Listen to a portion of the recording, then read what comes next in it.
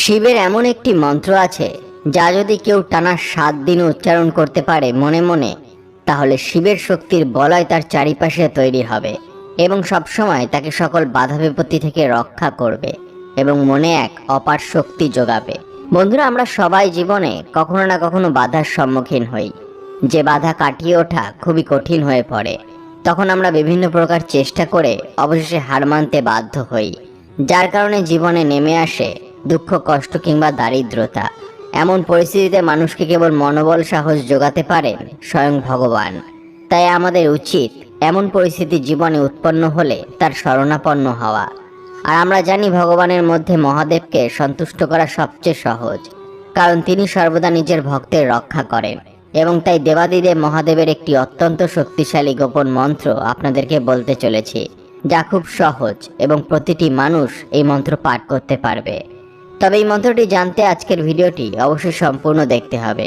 তবেই আপনারা বুঝতে পারবেন এই মন্ত্রের মহত্ব কতটা। তবে আপনারা জানতে পারবেন এই একটি মন্ত্র কিভাবে মানুষের জীবন পরিবর্তন করতে পারে। বন্ধুরা, ভিডিওটিতে এগোনোর আগে আপনাদের কাছে একটি অনুরোধ রাখছি।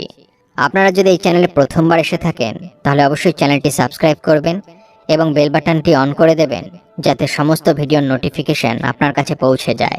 ভিডিওটি দেখে ভালো লাগলে অবশ্যই একটি লাইক করবেন এবং সবাইকে শেয়ার করবেন, যাতে তারাও ভিডিওটি দেখে উপকৃত হয়। এবং কমেন্টে হর হর মহাদেব লিখতে ভুলবেন না। তাহলে আসুন শুরু করা যাক। নিতিন ফ্রান্সে বসবাসরত এক প্রবাসী ভারতীয়, যার কাহিনী শুনলে আপনারা বুঝতে পারবেন মহাদেবের এই একটি মন্ত্র জীবনে কতটা শুভ ফল দেয়। একসময় নিতিনের জীবনে আর্থিক সচ্ছলতা থাকা সত্ত্বেও বিভিন্ন প্রকারের বাধা আসতে থাকে। নিতিনের জীবনে প্রথম দিকে খুব সুখকর ছিল।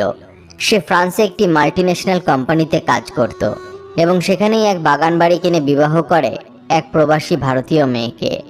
এই পর্যন্ত নিতিনের জীবনে সুখে শান্তিতে চললেও পরবর্তীকালে সে একের পর এক সমস্যার সম্মুখীন হতে শুরু করে।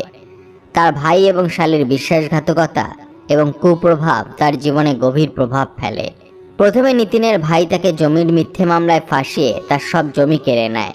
জমি হারানোর পর নিতিনের মানসিক অবস্থা খারাপ হয়ে যায় এবং তিনি হতাশায় ভুগতে থাকেন। নীতিশের ভাইয়ের এই বিশ্বাসঘাতকতা তাকে গভীরভাবে আঘাত করে এবং তার মনে ব্যথা সৃষ্টি করে। এরপর নিতিনের এক শালী, যাকে নিতিন জীবনের পদে পদে আর্থিকভাবে সহায়তা করেছিল, সেই নিতিনের স্ত্রীকে উস্কানি দিতে শুরু করে। সে নিতিনের বিরুদ্ধে বিভিন্ন মিথ্যা কথা বলে এবং তাদের বৈবাহিক জীবনে বিষ মিশিয়ে দেয়। এই কারণে নিতিন এবং তার স্ত্রীর মধ্যে নানা সমস্যা শুরু হয় এবং তাদের বৈবাহিক জীবন দুষ্কর হয়ে ওঠে। নিতিনের স্ত্রী ধীরে ধীরে নিতিনের প্রতি অবিশ্বাসী হয়ে ওঠে এবং তাদের সম্পর্ক ভেঙে পড়ার পথে চলে যায়। এমনকি বিষয়টা ডিভোর্সের কাছাকাছি পৌঁছে যায়। এই সময় নিতিন ভীষণ বিপর্যস্ত হয়ে পড়ে এবং 1 মাসের ছুটি নিয়ে ভারতে আসার সিদ্ধান্ত নেয়। ভারতের চণ্ডীগড়ে তার পৈতৃক বাড়িতে এসে নিতিন তার মায়ের সঙ্গে দেখা করে এবং নিজের জীবনের সব ঘটনা মাকে খুলে বলে। তার মা নিতিনকে পরামর্শ দেয় যে সে কেদারনাথে মহাদেবের কাছে গিয়ে আশীর্বাদ নিয়ে আসুক। মা বলেন, তুই কিছুদিনের জন্য কেদারনাথ থেকে ঘুরে আয় আর মহাদেবের আশীর্বাদ নিয়ে আয়, তাহলে তুই মানসিকভাবে শান্তি পাবি। মায়ের পরামর্শ মেনে নিতিন কেদারনাথে গিয়ে মহাদেবের মন্দিরে প্রার্থনা করে এবং মহাদেবের সামনে দাঁড়িয়ে নিতিন নিজের সমস্ত দুঃখের কথা জানিয়ে মহাদেবের আশীর্বাদ প্রার্থনা করে মন্দির থেকে ফেরার পথে একটি জটাধারী সাধুকে ধ্যানরত অবস্থায় দেখতে পায়। আর সাধুকে দেখা মাত্রই তার মন থেকে একটা আওয়াজ উঠে আসে। তার মন তাকে বলতে থাকে, এনাকে বলো তোমার সব সমস্যার কথা, ব্যথা বেদনার কথা এনাকে বলো। নিতিন তাই করে। নিতিন সাধুর সামনে গিয়ে দাঁড়ায় আর তার জীবনের সব সমস্যাগুলো খুলে বলে।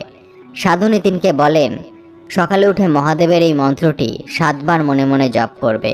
কিছুদিনের মধ্যেই তোমার সব সমস্যার সমাধান করবেন মহাদেব।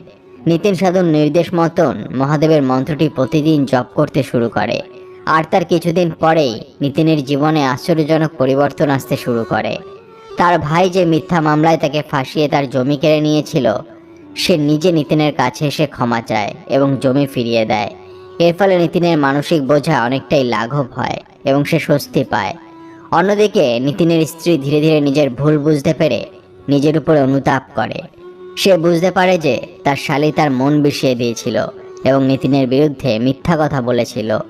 এভাবে নিতিনের স্ত্রী তার ভুল বুঝতে পেরে নিতিনের সঙ্গে পুনরায় সম্পর্ক স্থাপন করে এবং তারা সুখে শান্তিতে ঘর করতে শুরু করে।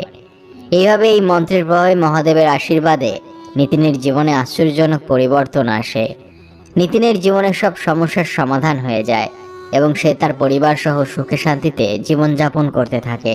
মহাদেবের প্রতি তার বিশ্বাস আরও গভীর হয় এবং সে বুঝতে পারে যে জীবনে সকল সমস্যার সমাধান ঈশ্বরের আশীর্বাদেই সম্ভব। আর আজ নিতিনের বয়স 82 বছর।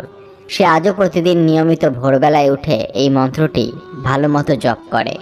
বন্ধুরা, মহাদেবের এই মন্ত্রটি বিশাল শক্তিশালী।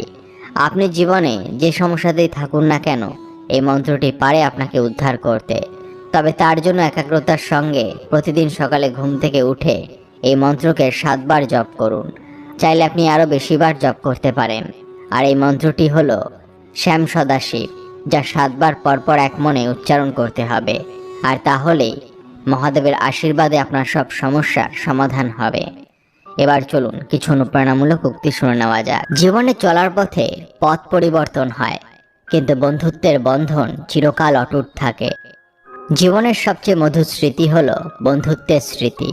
যারা তোমাকে ভালোবাসতো যখন তোমার আশেপাশে ভালোবাসার মানুষ বলে কেউ ছিল না।